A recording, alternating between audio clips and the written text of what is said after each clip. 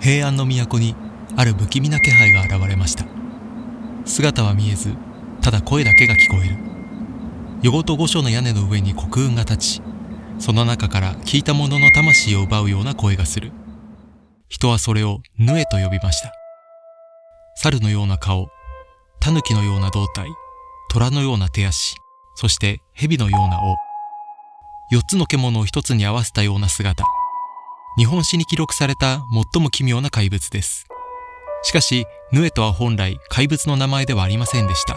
そして、なぜそれは4つの獣を合わせた姿だったのか。今回は、平安京の闇に現れた正体不明の怪物、ヌエの正体をたどります。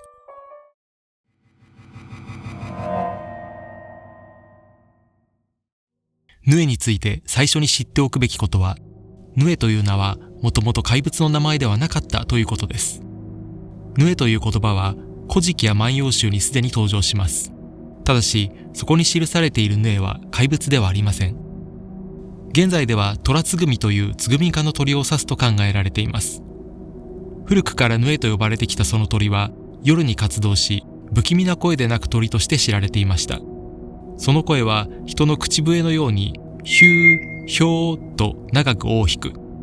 万葉集には悲しみや恋の歌の中で夜の闇に響くヌエの声がしばしば読まれています。平安期の文学でもヌエはしばしば姿ではなく声として現れる存在でした。時代を下って江戸時代、日本の代表的な百科事典和漢三歳図会が編まれた時代にもヌエは興味深い姿で記されています。和漢三歳図会ではヌエは怪物ではなく鳥の一種として記録されています。深山に住み、トビに似ていて夜に活動するヒューヒーと鳴く鳥。つまり平家物語で複合獣として描かれた後の時代になっても、日本人はまだヌエを鳥として認識し続けていました。ここでヌエの不思議な性格が見えてきます。ヌエは実在の鳥の名前でもある。それは姿の見えない不気味な声の代名詞でもある。そしてそれは平家物語に記された4つの獣を持つ怪物でもある。鳥であり、声であり、怪物でもある。ヌエは一つの存在ではありません。複数の姿の間を揺れながら漂ってきた名前です。そしてその輪郭の曖昧さこそがヌエという名を1000年以上にわたって生き続けさせた理由なのかもしれません。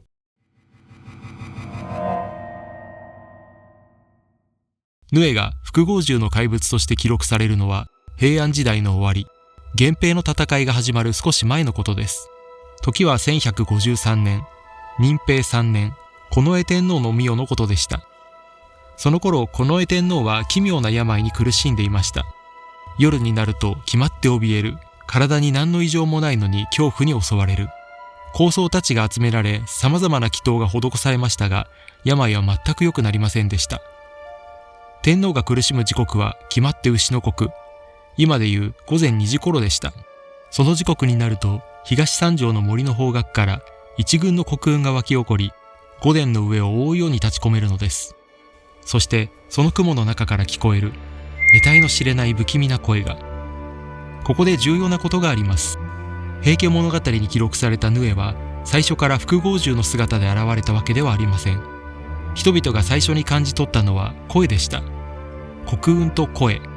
姿はまだなかったのです。ヌエはまず見える怪物ではなく聞こえる怪異として現れた。これがヌエの本質を理解するための最も重要な点です。そしてこの時代、都はざわついていました。近衛天皇は若くして病に倒れ、やがてこの世を去ることになります。その後、皇位継承をめぐる対立が続き、やがて保元の乱、平治の乱という戦乱が都を襲うことになります。平氏が台頭し、武士の世が始まろうとしていました。平安京の長い昼が終わり、これから始まる長い夜の入り口に都は立っていました。そんな時代に夜ごと御所の上に黒雲がかかり、正体不明の声が天皇を苦しめていた。ヌエはただの怪物ではありません。それは都に満ちていた不安そのものが声となって響いていた現象だったのかもしれません。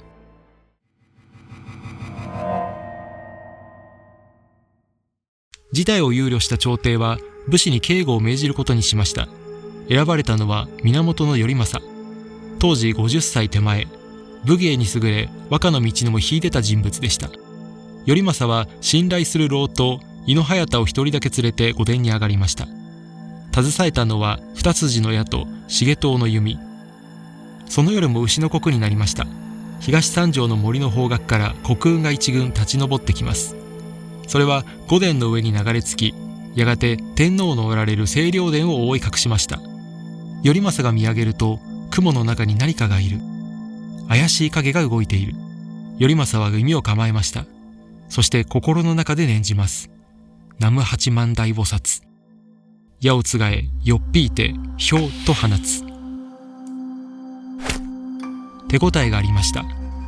エタリア、追う。射抜いたぞ、と頼政は叫びます。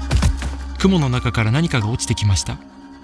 井野隼太がすぐに駆け寄り、落ちた怪物に続けざまに九度刀を突き立てました。人々が松明を持って近づき、日の光の下でその死骸を確認しました。平家物語はこう記しています。頭は猿、むくろはタヌキ、尾は蛇、手足は虎の姿にて、鳴く声、ぬえにぞ似たりける。頭は猿、胴はタヌキ、尾は蛇、手足は虎、そしてその鳴き声はぬえ、虎つぐめに似ていた。人々は身震いしました。恐ろしいなどという言葉では足りませんでした。この瞬間、ぬえはただの声ではなくなりました。夜の闇に響いていた正体不明の声が、日の光の下で、猿、タヌキ、虎、蛇を合わせた怪物として初めて姿を与えられたのです。天皇は深く感激し、頼政に獅子王という御剣を下賜しました。この獅子王の名を持つ太刀は、源頼政ゆかりの刀として伝えられ、現在は東京国立博物館に収蔵されています。御剣は左大臣藤原頼長が取り継ぎます。頼長が階段を半ばまで降りた時、空にホトトギスの声が二声三声響き渡りました。頼長は即興で和歌を読みかけます。ホトトギス、なおも雲井にあぐるかな。ホトトギスが天高く名を上げるように、お前もまた宮中で武名を上げたな、と。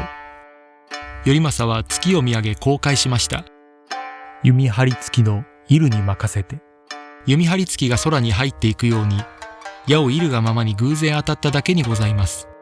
武勇と火災を兼ね備えた頼政の名は、こうして都に響き渡りました。そして退治された怪物の死骸は、うつほ船という丸木舟に入れられ、川に流されたといいます。しかし、それで終わりではありませんでした。それから8年ほど後、応報年間、今度は二条天皇の御代に、再びヌエが現れたのです。時は5月20日過ぎのまだ宵の口でした。ヌエはただ一声泣いただけで二声目はなく、姿は全く見えませんでした。闇夜の中で頼政は策を立てました。まず、音のなる大鏑矢を取って、声のした方向、大理の上空に向けて射上げる。鏑の音に驚いたヌエは、虚空でしばし鳴き声を漏らした。その隙に小鏑矢を放つ。ひーふっと。ヌエと矢は並んで地に落ちました。頼政は2度ヌエを退治した武士として、平家物語の中で最も輝かしい場面を獲得することになります。しかし、ここで一つ立ち止まって考えてみたいことがあります。頼政が言おうとしたのは本当に怪物だったのでしょうか。天皇の病、夜ごとの黒雲、正体不明の声、ざわつき始めていた都。それらすべてが本当に一頭の怪物に集約されていたとはにわかには信じがたいのです。頼政が言おうとしたのは姿の見えなかった怪物そのものではなく、都を覆っていた不安そのものだったのかもしれません。ヌエ退治の物語はただの英雄譚ではありません。それは正体不明の不安に形を与え、それを射落とすことで人々が安心を取り戻すための儀式でもあったのです。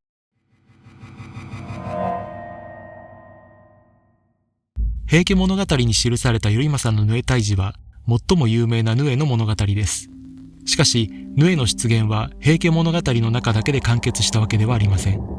実は平家物語の前にも後にもヌエは何度も歴史の記録に姿を現してきました。最も古い記録は頼政の退治譚よりも200年以上遡ります。905年、延義5年、平安時代の資料、日本紀略にこう記されています。2月2日、空で怪しき鳥が鳴いた。朝廷はこれを強調として15日に書舎にヌサを奉りました。注目すべきことは、ここでも記録されているのが姿ではなく声だということです。空でなく得体の知れない鳥の声。平家物語の頼政の大事譚よりはるか以前から夜の空に響く怪しい声は強調として記録されていたのです。そして1153年の頼政の大事譚の後もヌエの出現は途絶えませんでした。1212年、九条兼実の日記玉葉には西方でヌエが鳴いたと記されています。1240年、鎌倉幕府の事績を記した歴史書吾妻鏡には、ある御邸でヌエが鳴き、翌日に百回祭という払いの儀式が行われたとあります。1333年太平記には、至神殿の上でヌエが鳴いたと記録されています。史書貴族の日記、幕府の事績を記した歴史書軍記物、立場の違う人々がそれぞれヌエや会長の出現を記録に残してきました。ヌエは平家物語の物語世界だけに閉じた存在ではありません。それが実際の鳥の声だったのか、怪異として受け止められた出来事だったのか、あるいは後の時代にヌエとして読み替えられたものなのか、はっきりとは分かりません。けれど少なくとも人々は何度も夜の空に響く正体不明の声を記録してきたのです。そして最も興味深い記録が平家物語の頼政の大事譚の250年以上後に残されています。1416年、応永23年、室町時代の貴族伏見宮貞房親王の日記関門日記。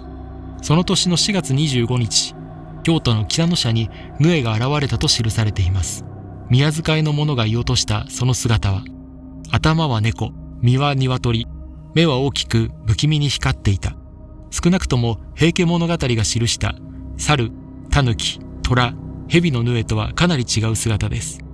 905年から1416年まで500年以上、ヌエ、あるいはヌエと呼ばれる会長の記録は何度も都に現れ続けました。そしてその姿は記録ごとに時代ごとに変わっていきます。声だけの時、猿と狸と虎と蛇の時、猫と鶏の時、ヌエは一つの姿に定まることがない。それでも人々はそれをヌエと呼び続けました。なぜでしょうか。なぜこれほど姿の違うものがすべてヌエと呼ばれてきたのでしょうか。その答えはヌエの本質に関わります。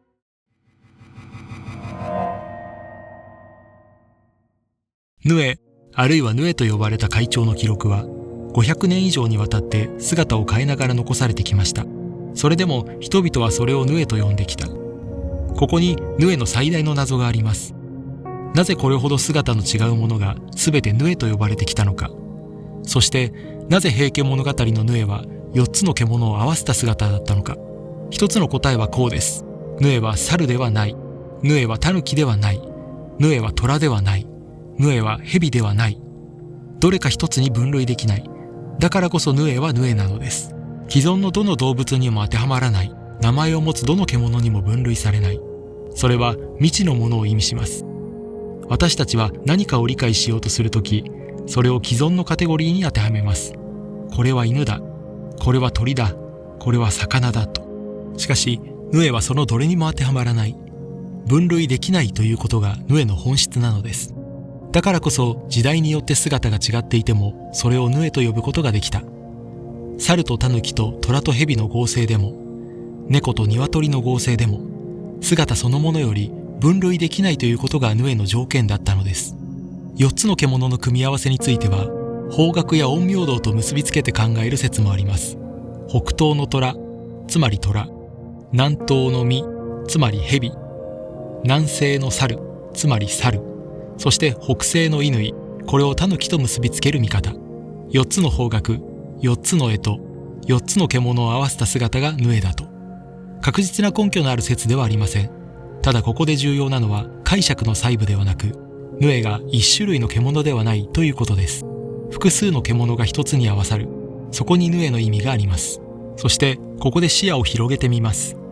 複数の獣を合わせた怪物はヌエだけのものではありません。世界中の文明が同じような怪物を生んできました。ギリシャの神話にキメラという怪物がいます。ライオンの体、ヤギの頭が背中から生え、尾は蛇という3つの動物が合わさった火を吐く怪物。エジプトとギリシャにスフィンクスという存在がいます。人の顔とライオンの体、そして第3回でも紹介した人面の獣でもあります。中世ヨーロッパにはグリフィンという生き物が描かれてきました。ワシの頭と翼にライオンの体、力と威厳の象徴として紋章にも数多く用いられました。これらの怪物は地域も時代も背景も異なります。ギリシャとエジプトとヨーロッパ、時代も紀元前から中世まで数千年にわたっています。それでも人間は繰り返し同じことをしてきた。複数の獣を組み合わせて怪物を作る。これは偶然ではないかもしれません。人間が未知のもの、分類できないものを表現するとき、複数の獣を組み合わせるという形式は多くの文化で繰り返し現れてきました。第3回で私たちは古代中国の人面の獣について考えました。そこでも結論は似ていました。人と獣を組み合わせるという形式は境界の存在を意味する。どちらにも属さない未知のものを表す手段だったと。第3回が人面という一点の合成を扱ったのに対し、第6回のヌエは4つの獣の合成です。組み合わさる獣は違いますが、そこにある思想は同じです。異形の形には意味がある。ただし、ヌエは世界の他の複合獣と一つだけ違う点があります。キメラもスフィンクスもグリフィンも最初から姿として存在した怪物でした。ライオン、ヤギ、ワシ、人。具体的な動物の姿がまず描かれ、それが組み合わさった。しかしヌエは違います。ヌエは最初に声があったのです。姿の前に声があった。夜の闇に響く不気味な鳴き声、正体の見えない気配。それに名前が与えられ、さらに後から姿が与えられた。声から始まった怪物。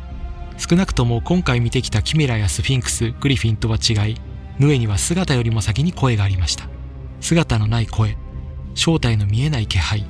そこに名前が与えられ、後から怪物の姿が与えられた。そしてその姿は時代ごとに変わっていった。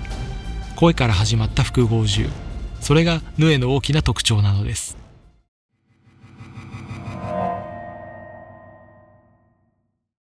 平家物語が書かれてから800年が経ちました。今、ヌエはどこにいるのでしょうか。